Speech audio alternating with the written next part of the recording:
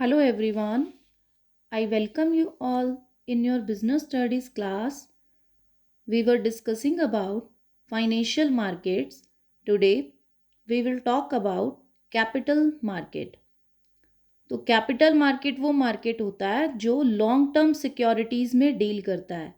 Long term securities का मतलब जिनका maturity period more than 1 year होगा, जो लॉन्ग टर्म के लिए इशू की जाती हैं उन सिक्योरिटीज़ में डील करता है। For example shares, debentures, bonds, तो इनमें डील करती है कैपिटल मार्केट।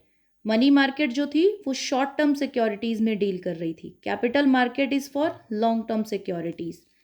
तो ये कंपनीज की हेल्प करती है उनकी लॉन्ग टर्म फाइनेंशियल नीड्स को पूरा करने के लिए, कि जिन भी कंपनीज को लॉन्ग टर्म के लिए फंड्स चाहिए तो वो उसको रेज करती हैं कैपिटल मार्केट के थ्रू। तो कैपिटल मार्केट का नेचर अगर हम बात करें या इसके फीचर्स की बात करें तो क्या हो गया, फर्स्ट तो यही हो गया, लॉन्ग टर्म सिक्योरिटीज़ में डील करेगी और कंपनीज की लॉन्ग टर्म फाइनेंशियल रिक्वायरमेंट्स को पूरा करेगी। ये दोनों ही बातें इसके नेचर में लिखी जा सकती हैं। और तीसरा आप क्या कह सकते हो कि ट्रेड ऑफ फंक्शन को पूरा करता है। ट्रेड ऑफ का मतलब होता है कि जितना जो नीड है ना और जितनी उसकी सप्लाई है उनको पूरा करना, यानी उनको एक पॉइंट पर लेकर आना कि डिमांड एंड सप्लाई जो है उनको स्ट्राइक करवाना कि जितनी डिमांड है उतनी हमारे पास सप्लाई अवेलेबल हो। तो एक बैलेंस सेट करना डिमांड और सप्लाई के बीच में, that is called trade off function. तो वो मार्केट ही करेगी भाई, मार्केट में जितनी डिमांड आ रही होगी अगर उतनी सप्लाई अवेलेबल हो जाएगी तो ट्रेड ऑफ या एक बैलेंस सेट हो जाएगा। तो ये वो सेट करती है फाइनेंशियल नीड्स जो भी होती हैं कंपनीज की, उनका डिमांड और सप्लाई के बीच एक बैलेंस सेट करती है और कैपिटल फॉर्मेशन में हेल्प करती है।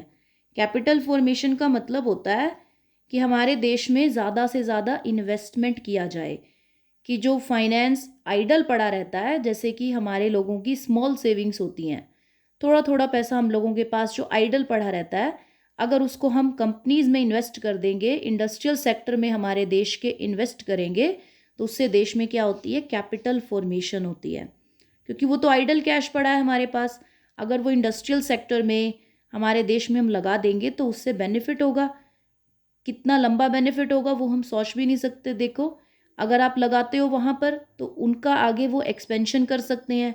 एक्सपेंशन करेंगे तो देश में जो लोग हैं उनको जॉब्स क्रिएशन होगा, जॉब मिलेगी तो स्टैंडर्ड ऑफ लिविंग ऊपर उठेगा, देश में नई टेक्नोलॉजिकल गुड्स अवेलेबल हो सकती हैं हमारे लोगों को।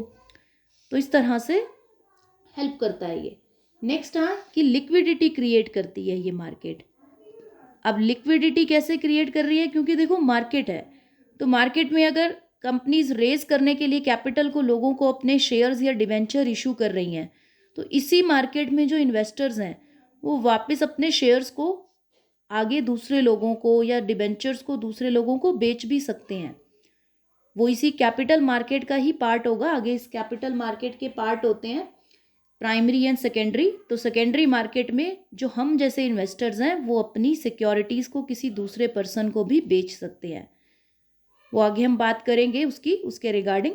फिलहाल ये है कि ये लिक्विडिटी क्रिएट करती है कैसे, कि एक प्लेटफॉर्म प्रोवाइड करती है आपको जहां आप buying and selling activities perform कर सकते हो सिक्योरिटीज़ को बाय करने के लिए या सेल करने के लिए। अब बात करते हैं इसके टाइप्स की, टाइप्स ऑफ कैपिटल मार्केट। अब क्या है टाइप्स कैपिटल मार्केट के, one is primary, another one is secondary. तो देखो प्राइमरी का मतलब ही क्या होता है, कोई चीज़ फर्स्ट होती है, सेकेंडरी का मतलब सेकंड नंबर पर आता है कुछ, तो वो तो हमें पता भी है, लॉजिक है वो तो बात में। तो वही बात है कि प्राइमरी मार्केट जो होती है वो फर्स्ट नंबर पर आती है। कैसे, कि जब कोई भी कंपनी अपने नए शेयर्स इशू करना चाहती है, कोई ऐसे शेयर्स हैं जो वो फर्स्ट टाइम इशू करेगी, तो उसके लिए वो जो एक्टिविटी परफॉर्म करती है उसे कहा जाता है प्राइमरी मार्केट। की when shares are issued for the first time, then issuing of shares की जो एक्टिविटी है उसे कहा जाता है प्राइमरी मार्केट। अब कोई कंपनी है जिसने ऑलरेडी शेयर इशू किए हुए हैं, लेकिन वो कुछ और नया लॉट भी लाना चाहती है, तो भी वो फ्रेश जो नया लॉट लाएगी अपने शेयर्स का, उसको यही कहा जाएगा कि वो प्राइमरी मार्केट में इशू होंगे। कोई भी ऐसा शेयर जो इससे पहले कभी इशू नहीं हुआ, वो फर्स्ट टाइम इशू हो रहा है मार्केट में, उसे कहा जाता है प्राइमरी मार्केट। और इसको ये भी कहा जाता है NIM, new issue market. Primary market को न्यू इशू मार्केट भी कहा जाता है। और जो इशू हम करते हैं शेयर्स, उसको कहा जाता है कंपनीज अपना IPO ला रही हैं, initial public offer. Initially public को जब हम ऑफर करते हैं अपने share, then it is called IPO। तो इससे भी कैपिटल फॉर्मेशन देखो बढ़ेगा, क्योंकि लोगों की जो सेविंग्स हैं वो उस कंपनी में इन्वेस्ट हो जाएंगी। अब कोई नई कंपनी है, वो भी प्राइमरी मार्केट के थ्रू फर्स्ट टाइम अपने शेयर इशू करेगी। एग्जिस्टिंग कंपनी है, शेयर्स का नया लॉट ला रही है मार्केट में, तो वो भी प्राइमरी मार्केट के थ्रू ही इशू होंगे। तो इसके फीचर्स क्या हो गए कि एक तो ये न्यू इशू से रिलेटेड मार्केट है, कि नए इशू जब शेयर्स होंगे, और इसका कोई पर्टिकुलर प्लेस नहीं है कि इस प्लेस पर जाकर के आपने शेयर्स लेने हैं। बस इस एक्टिविटी को, कि पहली बार शेयर इशू हो रहे हैं, तो उस एक्टिविटी को प्राइमरी मार्केट का नाम दिया जाता है। तो आप कह सकते हैं नो पर्टिकुलर प्लेस। अब ये बातें केस स्टडी में काम आएंगी कि जब आपको कहा जाएगा कि शेयर्स फ्रेशली इशू हो रहे हैं, कोई पर्टिकुलर प्लेस नहीं है, तो बताइए अब ये रिकॉग्नाइज करके किस मार्केट की बात हो रही है, तो आपको इमीडिएटली कहना है प्राइमरी मार्केट की बात हो रही है। अब यहाँ पर वेरियस मेथड्स होते हैं कैपिटल को रेज करने के, various methods of raising capital. एक तो सिंपल मेथड है कि आपने जनरल पब्लिक को जो है वो प्रोस्पेक्टस के थ्रू शेयर्स के लिए ऑफर किया कि आप आइए और हमारी कंपनी के शेयर्स में इनवाइट किया उनको कि आप इन्वेस्ट कीजिए। दूसरा होता है offer for sale. Offer for sale में हम क्या करते हैं, एक बीच में इंटरमीडिएटर, कोई ना कोई एक पर्सन ऐसा कि इंटरमीडिएरी रख लेते हैं पर्सन, जिसके थ्रू हम अपने शेयर्स आगे पब्लिक को देंगे। मतलब हम अपने शेयर्स उसको बेचेंगे, आगे वो रीसेल करेगा पब्लिक को। तो इससे जो कंपनी है उसके ऊपर से पब्लिक को शेयर इशू करने का जो बर्डन है वो सॉल्व हो जाता है। मतलब कंपनी को हेडेक नहीं लेना है प्रोस्पेक्टस का, ये वो, उसको सिर्फ अपने उस इंटरमीडिएरी को इशू करने हैं शेयर्स, वो आगे पब्लिक को ऑफर करेगा सेल के लिए शेयर्स। थर्ड मेथड होता है प्राइवेट प्लेसमेंट, कि आपने प्राइवेटली किसी को अपने शेयर्स इशू कर दिए, कि कोई सिलेक्टेड इन्वेस्टर्स हैं आपके पास, इंस्टीट्यूशनल बायर्स हैं, तो उनको हमने सिलेक्टिवली अपने शेयर्स इशू कर दिए, then it is called private placement. Third होता है आगे fourth, right issue. Right issue का मतलब कि आपके जो एग्जिस्टिंग शेयर होल्डर्स हैं, जिन्होंने आपके पुराने पहले वाले शेयर्स भी खरीदे हुए हैं, उन्हीं को आपने बुलाया कि आपको हम राइट देते हैं, प्रायोरिटी देते हैं कि आप नए शेयर्स भी खरीद सकते हो। तो आपके ओल्ड शेयर्स की प्रपोर्शन में आप उन्हें नए शेयर्स दे सकते हो। ये भी एक तरीका है कि ओल्ड शेयर होल्डर्स को एक प्रिविलेज देना कि कंपनी मार्केट में एक फ्रेश लॉट ला रही है शेयर्स का, तो एग्जिस्टिंग शेयर होल्डर्स को कहना कि आप ही इन शेयर्स को खरीदने का राइट हम आपको ऑफर करते हैं। उसके बाद नेक्स्ट होता है EIPO। ई का मतलब इलेक्ट्रॉनिक, आई का मतलब इनिशियल पब्लिक ऑफर। तो यानी इलेक्ट्रॉनिकली हमने पब्लिक को जो है वो शेयर्स ऑफर करने हैं। तो वो हम कैसे करते हैं, स्टॉक एक्सचेंज के थ्रू। आज के टाइम में लगभग यही तरीका अपनाया जाता है जब पब्लिक को शेयर इशू किए जाते हैं, कि हम स्टॉक एक्सचेंज के थ्रू उनको शेयर्स ऑफर करते हैं इलेक्ट्रॉनिकली, तो जिससे उनको वो उनके अकाउंट में, एक डीमैट अकाउंट में, उस फॉर्म में वो शेयर्स रिसीव हो जाते हैं। तो ये मेथड्स हैं कैपिटल को रेज करने के प्राइमरी मार्केट के थ्रू। और ये इसका लास्ट जो फीचर रहेगा वो ये है कि ये सेकेंडरी मार्केट से पहले आती है। तो ऑब्वियस सी बात है, प्राइमरी मार्केट है तो ये सबसे पहले जब शेयर्स को इशू किया जाएगा तो वो प्राइमरी मार्केट का पार्ट होंगे। अब शेयर्स इशू होने के बाद उनको आगे जिन्होंने भी खरीदा, वो उनको आगे बेचना चाहते हैं या उनकी आगे डीलिंग्स करना चाहते हैं, तो उसे कहा जाएगा कि वो सेकेंडरी मार्केट में एक्टिविटीज़ परफॉर्म कर रहे हैं। आगे हम बात करते हैं अब सेकेंडरी मार्केट की। अब सेकेंडरी मार्केट क्या है, जहां पर ऑलरेडी जो शेयर्स इशू हो चुके हैं उनकी बाइंग और सेलिंग एक्टिविटीज जब चलती हैं तो उसको कहा जाता है सेकेंडरी मार्केट में वो एक्टिविटीज परफॉर्म हो रही हैं। तो सेकेंडरी मार्केट क्या है, जो ऑलरेडी इशूड शेयर्स हैं उनका बाइंग एंड सेलिंग का जो प्लेटफॉर्म उनको प्रोवाइड करती है वो होती है सेकेंडरी मार्केट, और इसका एक पर्टिकुलर प्लेस भी होता है। प्राइमरी मार्केट तो ना नॉर्मली ये था कि नए शेयर्स ला रहे हो तो वो प्राइमरी मार्केट है, लेकिन ये जो सेकेंडरी मार्केट है इसका एक पर्टिकुलर प्लेस है जहाँ पर जाकर के आप अपने शेयर्स बेचना चाहते हो तो बेचोगे किसी और इन्वेस्टर को, और अगर खरीदना चाहते हो शेयर्स तो खरीदोगे। तो वो पर्टिकुलर प्लेस क्या होता है? Stock exchange.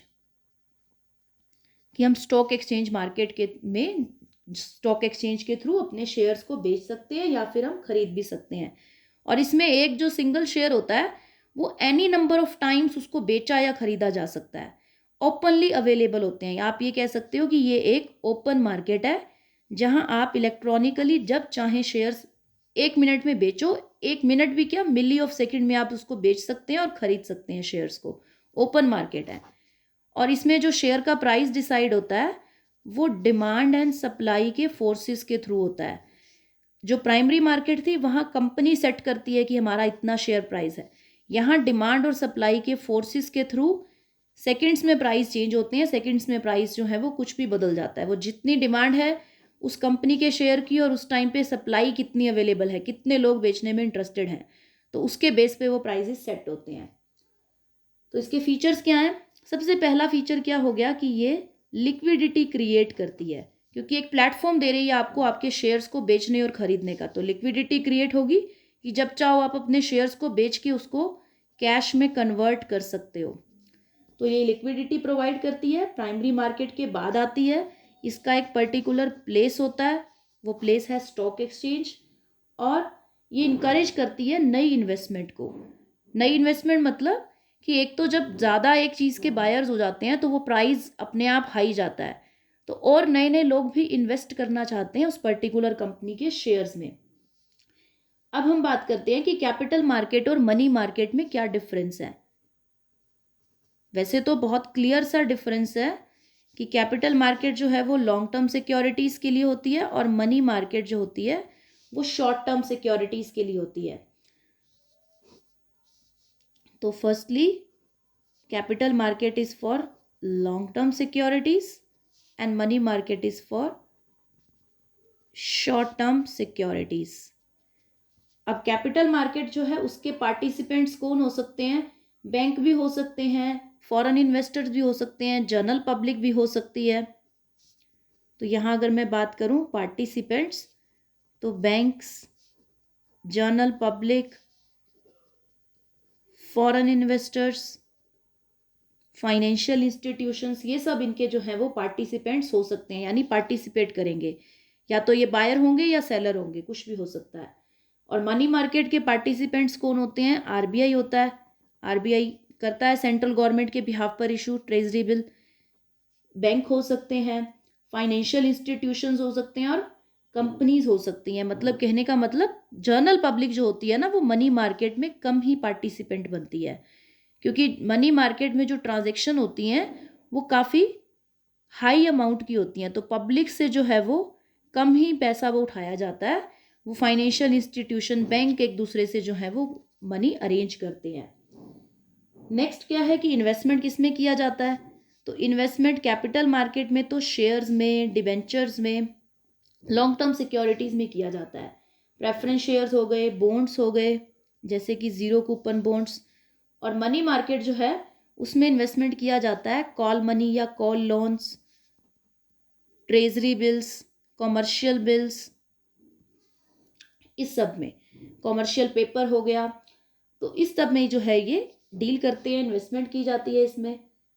उसके बाद पीरियड ऑफ मेच्योरिटी, यहाँ पे आपको पता ही है कि ये लॉन्ग टर्म के लिए है, तो यहाँ का period of maturity more than 1 year होता है, और यहाँ जो पीरियड ऑफ मेच्योरिटी होता है वो लेस देन 1 ईयर। और ट्रांजेक्शन अमाउंट यहाँ कैपिटल मार्केट में भी होगा बड़ा, लेकिन मनी मार्केट की जो ट्रांजेक्शन्स होती हैं वो काफ़ी ह्यूज होती हैं। जैसे कि अब अगर आप कॉल लोन की बात करें तो मिनिमम ही उसकी ट्रांजेक्शन जो है वो 10 करोड़ की जाती है। उसके बाद बात करें अगर हम लिक्विडिटी की, तो कैपिटल मार्केट जो होती है ना, कैपिटल मार्केट में उन कंपनीज की सिक्योरिटीज लिक्विडिटी होती है जिनकी अच्छी रेपुटेशन है, एक्टिवली ट्रेडेड सिक्योरिटीज हैं। कुछ कंपनीज ऐसी भी हैं जो डाउन रेपुटेशन चली जाए तो उनकी सिक्योरिटी या उनके शेयर्स फिर खरीदार नहीं मिलेंगे, लेकिन मनी मार्केट में एक फॉर्मल वर्बल तरीके से लिक्विडिटी के लिए अरेंजमेंट किया गया है, जिसके लिए बनाया गया है discount finance house of India, DFHI। तो ये जो है वो एवर रेडी रहता है कि ये सिक्योरिटीज को वापस खरीदने के लिए, जो भी मार्केट में शॉर्ट टर्म सिक्योरिटीज हैं तो उसके लिए ये एवर रेडी रहता है उसको खरीदने के लिए। तो जिससे कि ना लिक्विडिटी प्रोवाइड होती है कि मनी मार्केट में पैसा आपका रिस्क नहीं होता आपको। नेक्स्ट उसके बाद क्या है कि एक्सपेक्टेड रिटर्न्स जो होती हैं वो कैपिटल मार्केट में काफ़ी हाई होती हैं, यहाँ पर डिविडेंड इंटरेस्ट के रूप में काफ़ी अच्छी रिटर्न मिलती है। अब क्योंकि मनी मार्केट जो होती है वो ज़्यादा लंबे टाइम के लिए इशू नहीं करती सिक्योरिटीज़, इसीलिए यहाँ पर रिटर्न्स भी जो हैं वो कैपिटल मार्केट के कंपैरेटिवली लो मिलती हैं, क्योंकि 1 साल ही है तो उसके लिए कम ही इंटरेस्ट रिसीव होगा। तो ये बेसिक डिफरेंस था कैपिटल मार्केट और मनी मार्केट में। उसके बाद अगर प्राइमरी और सेकेंडरी मार्केट की बात करो उसके डिफरेंस की, तो वहाँ भी बहुत क्लियर है कि प्राइमरी मार्केट में फर्स्ट टाइम इशू किया जाता है सिक्योरिटीज़ को, सेकेंडरी मार्केट में ऑलरेडी जो सिक्योरिटी इशू हो चुकी है उसको खरीदना बेचना या उसके लिए लिक्विडिटी प्रोवाइड करने के लिए सेकेंडरी मार्केट बनाया जाता है। तो अब अगर आप बात करो प्राइमरी मार्केट की, वहाँ 2 ही पार्टीज होती हैं, मेन इशूइंग कंपनी और दूसरा होगा इन्वेस्टर जो इंटरेस्टेड है। सेकेंडरी मार्केट की बात करो तो वहाँ 2 इन्वेस्टर्स आपस में डीलिंग करते हैं। इशूइंग कंपनी सेकेंडरी मार्केट में नहीं आती है पार्ट लेने, उसने अपनी सिक्योरिटीज इशू कर दी, अब इन्वेस्टर जाने कि उसको आगे किसको बेचना है, किससे खरीदना है। तो that's all for today, thank you so much.